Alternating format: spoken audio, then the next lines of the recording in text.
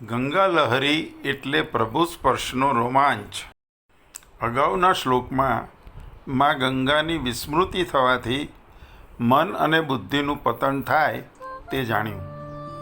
આ શ્લોકમાં માં ગંગા પ્રભુ પ્રેમ પ્રવાહની સહજ સ્મૃતિ કેટલી અદ્ભુત છે તેનું વર્ણન છે. મરુલ્લીલાલોલહરી લુલિતાંભોજ પટલ સ્ખલત પાંશુવ્રાત છુરણ વિસરત કૌંકુમરુચિ સુરસ્ત્રી વક્ષોજ ક્ષરદ ગરુજંબાલ જટિલમ જલંતે જંબાલમ મમ જનન જાલમ જરયતુ. પવનની ક્રીડાથી ચંચળ બનેલી જળલહેરીઓથી ડોલતા કમલ પુષ્પોના પરાગના ઢગલા પ્રસરવાથી કંકુમ જેવી રક્તપ્રભાવાળું થયેલું તથા દેવસ્ત્રીઓના ઉરોજ પરના ચંદનલેપથી ડહોળાયેલું તારું જળ મારા જન્મોની જંજાળનો નાશ કરનાર છે. આ શ્લોકમાં પ્રથમ નજરે માં ગંગાનું એક રોમાંચક અને મનોહારી વર્ણન લાગે છે, પરંતુ તેનો આધ્યાત્મિક અને દાર્શનિક ગૂઢાર્થ તેનાથી પણ મૂલ્યવાન અને અત્યંત ઊંડો છે. સામાન્ય અર્થમાં આ માં ગંગાનું પવિત્ર પાણી છે અને ગૂઢાર્થમાં તે બ્રહ્મજ્ઞાનનો પરિચય આપતી પ્રભુ પ્રેમની અવિરત ધારા છે, જે ભક્તના મનને પવિત્ર કરે છે. માના મલિન પાણી પરથી આવેલો પવન પણ માણસની લાચારી, ભય, નિરાશા અને આળસને દૂર કરે છે.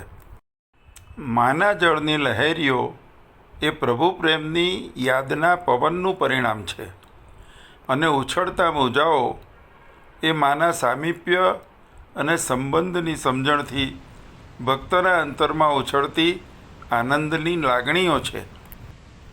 દેવ સ્ત્રીઓ એ ભગવાનના પ્રેમથી તરબોળ થયેલા મહાપુરુષો છે, જેમ કે વશિષ્ઠ, યાજ્ઞવલ્ક્ય જેવા ઋષિઓ, મીરા, નરસિંહ જેવા ભક્તો અને શંકરાચાર્ય, વલ્લભાચાર્ય જેવા આચાર્યો. અને ઉરોજ પરનો લેપ એટલે તેમના જીવન ધ્યેય અને કર્મયોગ. જ્યારે આપણું ધ્યેય પ્રભુ પ્રેમને વરે છે ત્યારે આ દેવસ્ત્રીઓનું ભાવ સૌંદર્ય, જીવનનિષ્ઠા અને બલિદાનની યાદ આપણા હૃદયને અનોખી દૈવી સ્ફૂર્તિ આપે છે અને આપણા જીવનની જંજાળરૂપી કાદવ દૂર થઈ જાય છે. ગંગાના કિનારે બેસીને તેની સુંદરતાની વાતો કરવી અલગ છે અને પ્રભુના પવિત્ર ભાવ પ્રવાહનો અનુભવ કરવો અલગ છે. જીવનના સત્યો માત્ર જાણવા પૂરતા નથી, તેને આચરવા પડે છે. જાગૃતિની શુદ્ધિ માત્ર સ્નાન કે વિચારથી જ નહીં, પરંતુ જીવન આચરણથી જ સંભવ બને છે.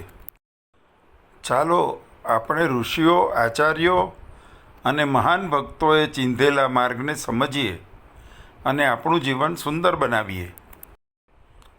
પવન સાથે તારી રમત લહરી ખૂબ ગમતી, મહાત્માના રંગો તુજમાં લઈ મુજ હોશ ભરતી, અહર્નિશ જીવનમાં અગવડો ભલે આવતી જ છો, તુજ પ્રેમ તણું પાણી હિંમત ઉરમાહી ભરી રહો.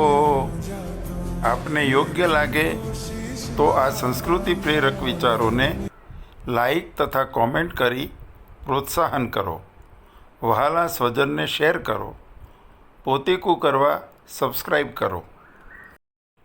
હર હર મહાદેવ, હર હર ગંગે.